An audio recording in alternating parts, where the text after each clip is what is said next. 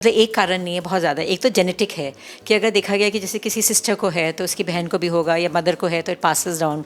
सो genetic factor है इसमें। एक उसको बोलते हैं जेस्टेशनल डायबिटीज़। एक फिर उसको आगे जाके अगर 40s एंड 50s में भी इसको टाइप नॉर्मल डायबिटीज़ हो जाती है। इनको एंडोमेट्रियल कैंसर हो सकता है। इनके बहुत सारे मूड चेंजेस हो जाते हैं इन लोगों में कि अगर पहले तो उनको प्रेगनेंसी होने में मुश्किल होती है, जो मैंने आपको बताया, इनफर्टिलिटी। अगर प्रेगनेंसी हो जाए तो उनमें मिसकैरेज के रेट्स बढ़ जाते हैं, उसको रेक्टल प्रेगनेंसी लॉस बोलते हैं। अगर प्रेग्नेंट हो भी गई तो उनमें डायबिटीज़ के चांसेस ज़्यादा हो जाते हैं, उसको बोलते हैं जेस्टेशनल डायबिटीज़। किशोरावस्था में लड़कियों को पीरियड्स आने शुरू हो जाते हैं। कुछ समय बाद कुछ लड़कियों के पीरियड्स इरेगुलर हो जाते हैं, उनको एक्ने की समस्या बढ़ जाती है और अनवांटेड फेशियल हेयर्स का भी सामना करना पड़ता है, जिसके बाद वो चिंतित होकर डॉक्टर को विजिट करती है और उन्हें पता लगता है कि उन्हें PCOS है, यानी पॉलिसिस्टिक ओवरी सिंड्रोम। जिसके बाद वो चिंतित हो जाती है और उनके मन में तमाम सवाल उठने लगते हैं। आज हम लोग इन्हीं तमाम सवालों के बारे में डॉक्टर अनुराधा कपूर से बात करेंगे, जो principal director and head of unit है साकेत मैक्स हॉस्पिटल में। मैम, आपका बहुत बहुत शुक्रिया हमें अपना कीमती समय देने के लिए। मैम, मेरा पहला सवाल है कि PCOS क्या होता है और इससे हमारे मतलब कि इरेगुलर पीरियड्स क्यों हो जाते हैं, चेहरे पे अनवांटेड फेशियल हेयर्स क्यों आ जाते हैं? तो PCOS एक हार्मोनल डिसऑर्डर है जो सबसे ज़्यादा कॉमनेस्ट डिसऑर्डर है यंग गर्ल्स में। तो इसमें यही होता है कि इसमें मेल हार्मोन बढ़ जाता है, तो उसकी वजह से because of insulin resistance. Basically problem ये है कि इंसुलिन रेजिस्टेंस है कि जैसे हमारी बॉडी में इंसुलिन होता है जो शुगर को सेल्स में डालता है। अगर उसकी रेजिस्टेंस हो जाए तो बॉडी में शुगर ज़्यादा हो जाएगी, उससे डायबिटीज़ भी हो जाता है, उससे ओबेसिटी भी हो जाती है, मोटे भी हो जाते हैं पेशेंट्स। उसकी वजह से मेल हार्मोन, जो फ्री मेल हार्मोन है, वो ज़्यादा हो जाता है बॉडी में, because sex hormone binding globulin कम हो जाता है। तो इससे एक्ने आ जाते हैं, बॉल्डिंग इफेक्ट हो जाता है, जो मेल पैटर्न ऑफ हेयर है, हेयर फॉल हो जाता है, और बहुत सारे फेशियल हेयर भी हो जाते हैं। ये तो एक सिम्टम्स हैं कि भाई एक्ने आ गया, फेशियल हेयर हो गया, बॉल्डिंग हो गया शुरू, और इरेगुलर पीरियड्स भी हो गए बिकॉज हार्मोनल इम्बैलेंस हो जाता है उससे। तो पीरियड्स पेशेंट्स को जैसे कि हर महीने आते हैं 28 to 35 डेज़ के अंदर, इनमें आएगा 2-3 महीने में एक बार, 2-3 महीने में एक बार। जिसका ये भी समझना पड़ेगा पेशेंट्स को जब वो हमारे पास आती हैं कि अगर लेस देन 8 साइकिल्स हों इन ईयर, तो आगे जाके इतना ज़्यादा एस्ट्रोजन इफेक्ट हो जाता है कि 60s में जाके एंडोमेट्रियल कैंसर का भी रिस्क बढ़ जाता है। तो PCOS एक हार्मोनल डिसऑर्डर है जो खाली ये नहीं कि भाई एक्ने फेशियल हेयर है, उससे बहुत ज़्यादा हेल्थ इफेक्ट्स भी हैं जो मैं आपको आगे बताऊंगी। अन्य बीमारियां उससे हो जी सकती हैं। जी। जब आपने मतलब कि हमें बताई थी कि PCOS सिर्फ एक्ने और अनवांटेड फेशियल हेयर्स या फिर हेयर फॉल से रिलेटेड नहीं है, इसमें और भी कई सारी बीमारियों को न्योता दे सकता है, तो इसके कारण क्या होते हैं? क्या हमारी लाइफस्टाइल इसमें सबसे बड़ा रोल प्ले करती है? आपने ठीक बोला, इसके बहुत बोलते हैं मल्टी फैक्टोरियल, मतलब एक कारण नहीं है, बहुत ज़्यादा। एक तो जेनेटिक है कि अगर देखा गया कि जैसे किसी सिस्टर को है तो उसकी बहन को भी होगा, या मदर को है तो it passes down. So genetic factor है इसमें। एक इसमें ये भी फैक्टर है कि इंसुलिन रेजिस्टेंस, जो मैं आपको बता रही थी, जिसकी वजह से मोटापा भी होता है, जिसकी वजह से एंड्रोजन मेल हार्मोन भी बढ़ जाता है। एनवायरमेंटल इश्यूज़ भी हैं, स्ट्रेस भी है, ओबेसिटी, लाइफस्टाइल है कि आजकल के बच्चे ठीक से हेल्दी डाइट नहीं लेते हैं, एक्सरसाइज नहीं होती अगर, तो इन सब के मिलके हम बोलते हैं कि मल्टी फैक्टोरियल कॉज है इसका। और एक बोलते हैं आजकल एक और थियोरी आ गई कि क्रॉनिक इन्फ्लेमेशन, कि अगर सपोजिंग किसी को स्ट्रेस है तो कॉर्टिसोल लेवल्स बढ़ गए, उसकी वजह से फिर इंसुलिन रेजिस्टेंस हो गई, तो उसकी वजह से भी क्रॉनिक इन्फ्लेमेशन मार्कर्स इसमें दिखे गए हैं, बॉडी में बढ़ जाते हैं, कि जैसे CRP है या इंटरल्यूकिन 6 है, ये सब ज़्यादा बढ़े हुए होते हैं PCOS के पेशेंट्स में। तो इसकी वजह से इसको क्रॉनिक इन्फ्लेमेशन भी एक फैक्टर है। स्ट्रेस आज के समय में बहुत कॉमन हो गया है, आई गेस। अगर हम लोग किसी भी बच्चे को देखें, उसको भी पढ़ाई का होगा या फिर टीन एज में भी होता है, बड़ों को भी होता है अपना जॉब को लेके। तो स्ट्रेस तो आजकल हर वुमेन में ही है, हर मैन में है, हर किसी को है। तो क्या ये सभी को PCOS का इससे खतरा हो सकता है? तो जिनको जेनेटिक प्रीडिस्पोजिशन है, स्ट्रेस तो है सबको, तो स्ट्रेस की वजह से ऑब्वियसली आपके कुछ हार्मोन्स गड़बड़ा जाएंगे, कॉर्टिसोल लेवल ज़्यादा होंगी, फिर ओबेसिटी होगी, क्रेविंग्स होंगी, ये सब होएगा। तो जिनमें जेनेटिक प्रीडिस्पोजिशन है उनमें फिर ये मैनिफेस्ट करेगा एज PCOS।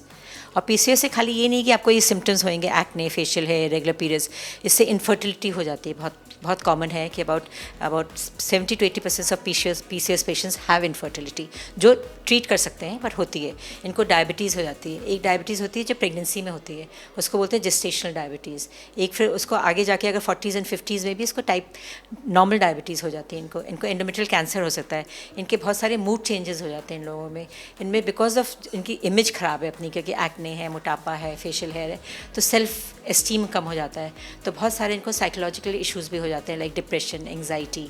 तो इस PCOS को ट्रीट करना बहुत ज़रूरी है, बिकॉज इसका खाली ये सिम्टम्स की वजह से नहीं ट्रीट कर रहे हैं हम, इसके कितने लॉन्ग टर्म इफेक्ट्स हैं उसकी वजह से हमको ट्रीट करना है। पीसीओएस कभी जाता नहीं है, उसको ट्रीट करना पड़ता है। इट इज़ नॉट कि समथिंग कि हमने करा तो गायब हो जाएगा, वो ज़िंदगी भर आपके साथ रहेगा, उसके सिम्टम्स डिफरेंट हो जाएंगे और हमको ज़िंदगी भर उसको ट्रीट करना पड़ेगा। और फर्स्ट ट्रीटमेंट उसका है लाइफस्टाइल चेंज। जब किसी भी लड़की को पता लगता है कि उसको पीसीओएस है तो उसे या तो गूगल से या फिर अपने डॉक्टर से या फिर किसी दूसरे से पता लगता है कि इससे उनकी फर्टिलिटी पर इफेक्ट पड़ेगा, वो आगे जाके उनको कंसीव करने में दिक्कत होगी, जैसे भी आपने बताया। तो ये सभी के साथ होता है या फिर अगर लाइफस्टाइल जैसे हम चेंज करें तो आगे जाके चेंज भी हो सकता है?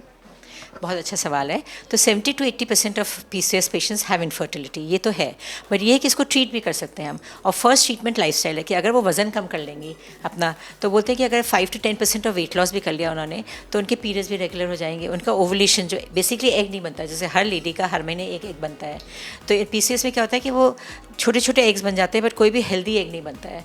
तो इसलिए वो पीसीएस की अगर आप अल्ट्रासाउंड पे देखेंगे तो वो नेकलेस पैटर्न होता है कि छोटे छोटे बहुत सारे फॉलिकल्स हैं बट एक अच्छा हेल्दी फॉलिकल नहीं बन रहा है।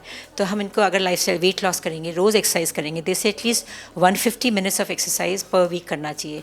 अगर ये करेंगे, हेल्दी डाइट लेंगे वो तो, और फिर हम अगर उसके बावजूद भी नहीं होता, पहले 3 महीने इनको लाइफस्टाइल चेंज के लिए बोलते हैं पेशेंट्स को, अगर उसमें फिर हम फॉलिकल मॉनिटरिंग करके देखते हैं कि एग बन रहा है कि नहीं।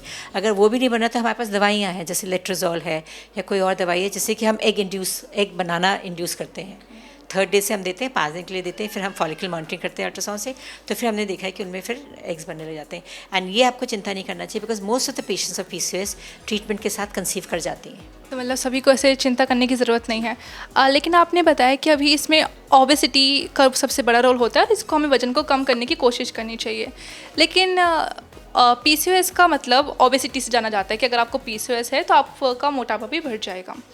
लेकिन कुछ लड़कियों जो पतली दुबली होती है उनमें भी पीसीओएस हो जाता है, लीन पीसीओएस।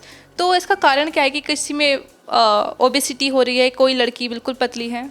तो बिकॉज ये ना जेनेटिक वेरिएशन है कि किसी में लीन पीसीओएस होता है, किसी में ओबीज पेशेंट्स होता है, usually they are obese but some of them will have lean PCOS, क्योंकि उनमें वो जो एपेटाइट वाला हार्मोन है वो, जैसे नॉर्मल पीसीओएस है जो ओबीज हैं उनमें वो हार्मोन डिसबैलेंस हो जाता है, तो वो बहुत उनमें क्रेविंग्स होती हैं, वो गलत फूड खाती हैं। जो लीन पीसीओएस है उनमें वो इतना ज़्यादा नहीं है, तो उनमें मेटाबॉलिक डिस्ट्रीब्यूशन डिफरेंट है फैट का, तो इसलिए वो लीन पीसीओएस होती हैं। बट ट्रीटमेंट उनमें हमको दोनों का सिम्टम्स का हमको दोनों को ही वैसे ही ट्रीट करना पड़ेगा। मतलब दोनों के सिम्टम्स एक तरीके से सेम ही होते हैं। इसके अलावा कि जैसे आपने हमें 3-4 दिक्कतें पता है कि एक्ने हो गया, अनवांटेड फेशियल हेयर्स आ गए या फिर हेयर फॉल बहुत हो रहा है, तो ये पीसीओएस हो सकता है। और कई लड़कियां आपके पास भी आई होगी, तो आप किन टेस्ट को करती है, क्या चेकअप्स करते हैं जिससे आप पता लग सके कि ये लड़के इनको पीसीओएस हैं? तो इसके बहुत डेफिनेट क्राइटेरिया है। एक तो हिस्ट्री ली हमने कि भाई एक्ने है, फेशियल है, इरेगुलर पीरियड्स हैं उनको, ठीक है। फिर दूसरी चीज़ होती है हम अल्ट्रासाउंड कराते हैं, तो अल्ट्रासाउंड में भी हमारे पास क्राइटेरिया आजकल जो हो गया कि अगर 20 फॉलिकल्स हों जो 2 to 9 mm के ही हों, कि मतलब कोई भी बड़ा फॉलिकल नहीं है, so they are multiple follicles, ovary बहुत थिक है, उसके अंदर मल्टीपल स्मॉल फॉलिकल्स हैं, उसका ovarian volume is more than 10 cc। So ये हमारा डायग्नोस्टिक क्राइटेरिया होता है ऑन अल्ट्रासाउंड। तो एक तो हमारे सिम्टम्स हो गए, एक हमारा ये अल्ट्रासाउंड हो गया। तीसरी चीज़ फिर हमारा बायोकेमिकल लैब में हम करेंगे कि उनका LH ratio is more then FSH by 2:1, या उनके serum testosterone hormone, male hormone बढ़ा हुआ है उनका, या उनके ब्लड शुगर्स डिरेंज हैं। वो हर में नहीं होता पर कईयों में हमको शुगर्स डिरेंज मिल जाते हैं। तो दीज आर बेसिक टेस्ट हम करते हैं, हिस्ट्री लेते हैं, उनका अल्ट्रासाउंड कराते हैं, उनके कुछ हम डायग्नोस्टिक लैब्स कराते हैं, हम प्रोलैक्टिन लेवल्स भी कराते हैं एंड थायराइड लेवल्स भी कराते हैं। ये सब हमारे बेसिक ब्लड टेस्ट होते हैं। एंड इसमें एक और चीज़ जो बोलने वाली, इसमें रॉटरडैम क्राइटेरिया है कि 2 out of these 3, that means either इनमें अल्ट्रासाउंड हो या हमारे होम ब्लड टेस्ट हो, जैसे ऑलिगो एनिवोल्यूशन, या हमारे ब्लड टेस्ट हो। 2 out of 3 है तो हम उसको पीसीएस मानते हैं, ये हमारा रॉटरडैम क्राइटेरिया है। But this is always after you have excluded other disorders, कि आपने एक्सक्लूड कर लिया कि थायराइड तो नहीं है जिसकी वजह से इरेगुलर पीरियड्स हो रहे हैं, या प्रोलैक्टिन तो नहीं है, हाइपरप्रोलैक्टिनीमिया जिसकी वजह से पीरियड्स हो रहे हैं, या प्रेगनेंसी तो नहीं है जिसकी वजह से उसने पीरियड्स मिस कर दिए। So PCS is a diagnosis of exclusion. ज़्यादातर पीसीओएस अर्ली एज, मतलब अर्ली 20s में या फिर टीनेज जब ख़त्म होने वाला है उस टाइम लड़कियों को होता है। लेकिन क्या ये 30 साल की उम्र के बाद वाली लड़कियों, औरतों को भी हो सकता है? हाँ हाँ जी, बिल्कुल हो सकता है। आप बोलते हैं कि मेनोपॉज तक होता है ये। इनके मैनिफेस्टेशंस डिफरेंट हो सकते हैं। जब वो टीनेज में है, हम उसको पहले तो जब पीरियड स्टार्ट होता है उसको बोलते हैं एडोलसेंट पीसीओएस। एडोलसेंट पीसीओएस में क्योंकि इमेच्योर ओवरीज होती हैं तो कई बार अल्ट्रासाउंड पे वैसे ही दिखती हैं वो मल्टीफॉलिकुलर, तो हम उसको डायग्नोज नहीं करते जब तक उनका मिनार्की ना हो गया, कुछ साल ना निकल गए हो, तब हम बोलते हैं कि हाँ भाई ये अल्ट्रासाउंड पे भी ये पॉलिसिस्टिक की अपीयरेंस है। या इरेगुलर पीरियड शुरू में तो होते ही 1-2 साल जब पेशेंट्स की मिनार्की होती है, तो these are at risk patients, these are adolescents who are at risk. तो उनको हम मॉनिटर करते हैं और फिर हम उसको बोलते हैं कि अगर 2 साल के बाद भी इनके पास ये सारे सिम्टम्स हैं तो हम फिर बोलते हैं कि ये पीसीओएस है। तो इसके ये सिम्टम्स हो गए। टीनेजर्स में तो ये हो गया obesity, acne, irregular periods, facial, इनके लिए आती हैं पेशेंट्स हमारे पास, उसके लिए हम ट्रीटमेंट देते हैं। फिर जब वो प्रेग्नेंट होती है तो उनमें रिप्रोडक्टिव हेल्थ बहुत इफेक्ट होती है कि अगर पहले तो उनको प्रेगनेंसी होने में मुश्किल होती है, जो मैंने आपको बताया इनफर्टिलिटी। अगर प्रेगनेंसी हो जाए तो उनमें मिसकैरेज के रेट्स बढ़ जाते हैं, उसको रेक्टल प्रेगनेंसी लॉस बोलते हैं। अगर प्रेग्नेंट हो भी गई तो उनमें डायबिटीज़ के चांसेस ज़्यादा हो जाते हैं, उसको हम बोलते हैं जेस्टेशनल डायबिटीज़, उसको ट्रीट करना पड़ता है हमको। उनमें हाइपरटेंशन के चांसेस भी बढ़ जाते हैं, मतलब diabetes, hypertension, pre term birth के चांसेस बढ़ जाते हैं। तो बहुत सारी चीज़ें प्रेगनेंसी में भी हो जाती हैं बिकॉज ऑफ पीसीओएस। तो ये हिस्ट्री लेना और इसको ट्रीट करना बहुत ज़रूरी है, बिकॉज ये रिप्रोडक्टिव हेल्थ को भी बहुत इफेक्ट करता है ये हमारा, और ये मेनोपॉज तक चल सकता है। फिर 40s-50s में आए तो जैसे मैंने आपको बताया था, सपोजिंग इरेगुलर पीरियड्स हैं, किसी ने ट्रीटमेंट नहीं लिया, उसको खाली 3-4 महीने, मतलब पूरे साल में खाली 3 या 4 बार पीरियड्स आ रहे हैं, तो उसमें एस्ट्रोजन इफेक्ट बहुत हो रहा है। हर बार हर पीरियड होता है, एस्ट्रोजन इफेक्ट होता है, फिर प्रोजेस्टेरॉन से विड्रॉल होता है तो पीरियड आता है। तो जिनमें ये हो ही नहीं रहा विड्रॉल, तो उनमें एस्ट्रोजन यूट्रस पर काम करता जा रहा है, वो हार्म कर देगा उसको, तो कैंसर्स भी बन सकते हैं 60s में जाके। तो ये पीसीओएस का इफेक्ट हमारा साथ साथ चलता रहता है हमारे साथ। और डायबिटीज़ हो सकती है 40s-50s में, स्लीप एपनिया हो सकता है, non alcoholic fatty liver disease हो सकती है उनको साइकोसेक्सुअल प्रॉब्लम्स हो सकती हैं, मेंटल हेल्थ प्रॉब्लम्स हो सकती हैं। तो ये हमारे साथ साथ चलता है, इसको ट्रीट करना बहुत ज़रूरी है। तो आप जैसे कुछ लड़के कहती है पीसीओएस ही तो है, ठीक हो जाएगा, आप उन्हें कह रही है कि पीसीओएस ही है, ठीक तो नहीं होगा, लेकिन इससे आपको ट्रीट करना और आगे तक के आपको और दिक्कत हो सकती है अगर आपने इसका सही समय पर इलाज ना लिया तो। जैसे कि कोई मैरिड है और कोई अनमैरिड लड़की है, आपके पास इसके ट्रीटमेंट के लिए आई है, तो क्या उनका ट्रीटमेंट एक ही तरीके से होता है या फिर अलग अलग उनका मतलब मेडिसिन या अलग तरीके से ट्रीटमेंट होता है? तो ट्रीटमेंट होता है according to the symptoms, patient किस लिए आई है। सपोजिंग वो अनमैरिड गर्ल है, वो आई है खाली कि आपके पास उसके पीरियड्स रेगुलर हैं, और वो आई है खाली कि उसको एक्ने और फेशियल है, तब हम उसको एंटी एंड्रोजन लाइफस्टाइल, तो मेजरमेंट लाइफस्टाइल चेंजेस तो सबसे पहले ट्रीटमेंट है, वो तो करना ही करना है कि उसको वेट लॉस करना है, उसको रेगुलर एक्सरसाइज करनी है, उसको अपनी डाइट कंट्रोल करनी है, लो कार्बोहाइड्रेट डाइट करनी है, उसका तो कोई वो there is no way out of it. Secondly supposing she just come with acne and facial है, तो हम एंटी एंड्रोजेनिक टैबलेट्स दे देंगे कि एंटी उसको एक्ने और फेशियल है हो जाएगा। बट सपोजिंग उसको साथ में इरेगुलर पीरियड्स भी हैं, तो फिर हम कॉन्ट्रासेप्टिव पिल्स देते हैं जिससे पीरियड्स भी रेगुलर हो जाएंगे, महीने में एक बार आएंगे, और एक्ने और फेशियल है भी चला गया। ये तो यंग गर्ल्स का हो गया जो खाली इस सिम्टम्स के साथ आई हैं। बट सपोजिंग कोई लड़की आई है हु इज़ मैरिड एंड उसको प्रेगनेंसी नहीं हो रही, तो फिर हम उसको ovulation induction besides lifestyle we will also give a ovulation induction drugs कि जिससे एग अच्छा बने और वो कंसीव करे। तो उसका ये होगा। किसी को डायबिटीज़ है तो उसके लिए हम आएंगे, 40s में आई कि खाली इरेगुलर पीरियड्स है और डायबिटीज़ है, वो इसके लिए आएंगे।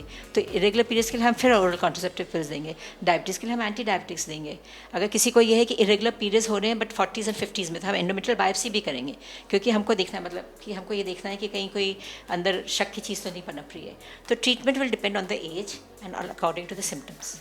अनवांटेड फेशियल हेयर्स, ये अगर हमें 30 साल की उम्र के बाद अगर पीसीओएस होता है तो उस टाइम भी अनवांटेड फेशियल हेयर्स हो सकते हैं? हो सकते हैं, बिल्कुल हो सकते हैं, बिकॉज मेल हार्मोन बढ़ा हुआ होगा ना, बिकॉज इंसुलिन रेजिस्टेंस होती है तो उससे सेक्स हार्मोन बाइंडिंग ग्लोबुलिन कम हो जाता है, तो फ्री टेस्टोस्टेरोन बॉडी में ज़्यादा हो जाता है, तो अनवांटेड हेयर एक्ने ये मेल इफेक्ट्स तो आएगा। तो अगर 30 के बाद भी है, उसको और कोई प्रॉब्लम नहीं, उसके पास बच्चे हैं, उसके पास पीरियड्स रेगुलर हैं, खाली यही है, तो हम एंटी एंड्रोजेनिक, जैसे हमारे पास पैरानोलैक्टोन होता है, हम वो दे, एल्डैक्टोन बोलते हैं उसको, तो हम वो दे देते हैं। तो जो उसका सिम्टम है, जो उसको तकलीफ दे रहा है, उसको हम ट्रीट करते हैं। दूसरी चीज़ है कि पीसीएस को बहुत जेंटली ट्रीट करना होता है, बिकॉज इनमें सब में थोड़ा सा depression, anxiety, low self esteem होता है, बिकॉज ओबीज हैं, एक्ने हैं, बच्चा नहीं हो रहा है किसी के बाल गिर रहे हैं, ये वो, तो बहुत सिंपैथी के साथ ट्रीट करना होता है इस पेशेंट को। अनवांटेड फेशियल हेयर्स के लिए आपने बताया कि इसके लिए मेडिसिन देते हैं, लेकिन अगर मेडिसिन से काम ना चले और मतलब उनके फेस पे, उनके चिन पे बाल दिख रहे हैं, तो क्या इसके लिए दूसरे ट्रीटमेंट्स कराए जाते हैं? जी, तो हमारे पास हम डर्माटोलॉजिस्ट के पास भी भेजते हैं, वो कॉस्मेटिक भी कर सकते हैं, वो लेज़र कर सकते हैं, और कुछ हमारे पास लोकल क्रीम्स भी होती हैं जो इतना नहीं काम करती हैं बट करती हैं। But all this laser treatment and all will work only जब आपने ओरल कॉन्ट्रासेप्टिव पिल दे दी, जिससे बाल सॉफ्ट हो गए, क्योंकि बाल बहुत कोर्स हो जाते हैं इनमें, तो बाल को पहले हम सॉफ्ट करते हैं, फिर ये प्लकिंग एंड ऑल से तो थोड़ा बहुत ही फ़र्क पड़ता है। बट हमारे पास एक स्कोर होता है कि जैसे कि फेरमन गैल्वे स्कोर, जिससे हम बोल सकते हैं कि माइल्ड हाइस्टिटिज्म है, मॉडरेट है, सीवियर है, तो इसके हिसाब से फिर अगर नहीं जा रहा ओरल कॉन्ट्रासेप्टिव से आपने एंटी एंड्रोजेनिक्स भी ऐड कर दिए, साथ साथ फिर आप अपने कॉस्मेटिक सर्जन के पास भी भेज दीजिए जो इनका लेज़र ट्रीटमेंट, प्लकिंग, शेविंग, सम ऑइंटमेंट्स वो भी देंगे उनको। प्लस लाइफस्टाइल चेंज तो करना ही करना है, वो बार बार मैं स्ट्रेस कर रही हूँ, बिकॉज जब तक वेट लॉस नहीं होगा, जब तक रेगुलर एक्सरसाइज नहीं होगी, जब तक डाइट कंट्रोल नहीं होगा, तो बाकी ट्रीटमेंट भी पूरा काम नहीं करता है। तो आपकी एक लास्ट सलाह यही है लड़कियों को कि अपनी लाइफस्टाइल को चेंज करना है, गुड हैबिट्स को अपनाना है, एक्सरसाइज डेली करना है। आप कुछ इसके साथ ही एक्सरसाइज भी बता सकती है जो लड़कियां कर सकती हैं?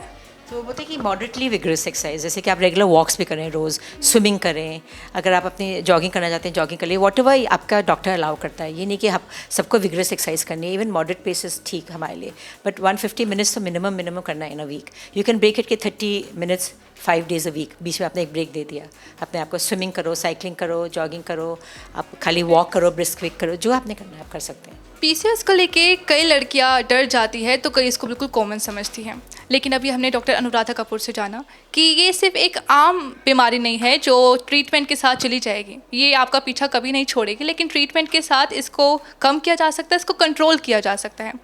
तो अगर आपको ये ना हो, इसके लिए अच्छा है कि आप अपनी लाइफस्टाइल को बदलें, बाहर का खाना जितना हो सके कम करें, एक्सरसाइज को अपने डेली रूटीन में ज़रूर जोड़ें। बाकी हेल्थ से जुड़ी तमाम खबरों के लिए जुड़े रहे पंजाबकेसरी.com के साथ।